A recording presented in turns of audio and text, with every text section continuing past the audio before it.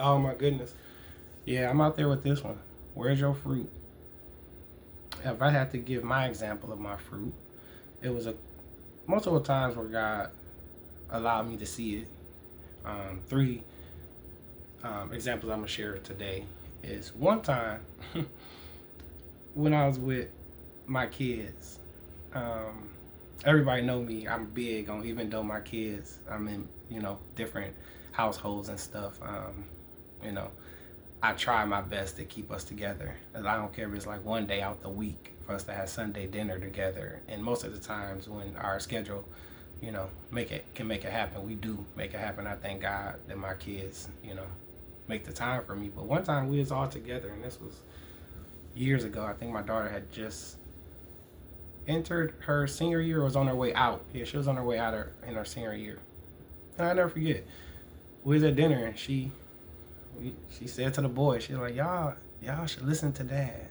Dad may get on y'all nerves, and he may be talking too much or whatever, but listen to Dad, because Dad ain't gonna tell y'all nothing wrong, because my kids are 4 years apart, and as she was leaving high school, my other boy was entering high school, and one was, you know, going on, because the other one was leaving middle school and entering elementary, I think, at the time. So they are staggered like that. So it was amazing for her to say that. And whether my boys listened or not, I like to think they listened to some degree, because they are just so outstanding citizens and just great kids. And I couldn't ask for no more.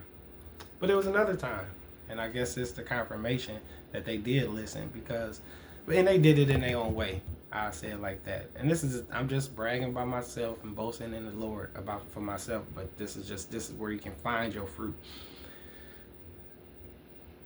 I think it was Father's Day, and my boys was just, I may have asked them a question or something, or I don't know. I don't know if it was my birthday or Father's Day or something, but they was just talking, and they was just like, Dad, we just thank you for always being there.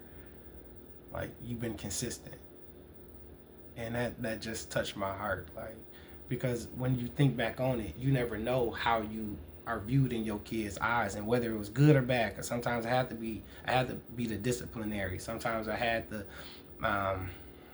be the fun dad. Sometimes I had to do this. Sometimes it was just always something. But it was the ups and downs, because I was growing as they was growing.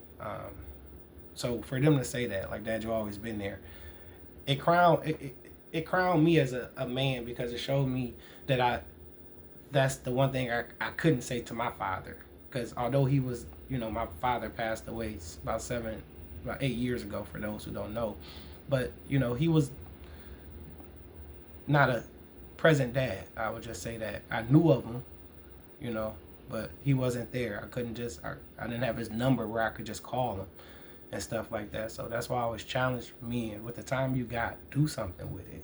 It don't matter what it is. Do something. Be consistent. Make your presence felt. And then the third time, because there's been many others, but it was a time when one of the boys from St. Rose, because everybody knew I was running the Godfathers program, and it touched my heart, because he reminded me so much of myself, in a sense, because he wasn't a real hooper. He was out there, gave it his best, but he wasn't, to the caliber of the talent that was out there, because y'all know, everything that came through St. Rose. So, but he always gave his best effort. But years later, I ran into him, and he was a manager at Foot Locker. And he just blessed my heart, because he was like, Sean, man, some of the stuff you told me, and this and this, and it just was like, and I paid attention, and look at me now, man. He didn't have kids. He's like, I got my own car, I'm a man. He's like, I was just like, man, praise God. And I remember, I can go on and on. Demetrius Polk, he was one of the, oh my goodness. I didn't want to bring that one up, because it was people at church. He did it in front of the church, and it was just a blessing to my heart, because our friendship and that brotherhood is just priceless. But where does your fruit look like? Where? You have to, that's how a man is judged. Where's your fruit? Have you produced fruit? Is a good question.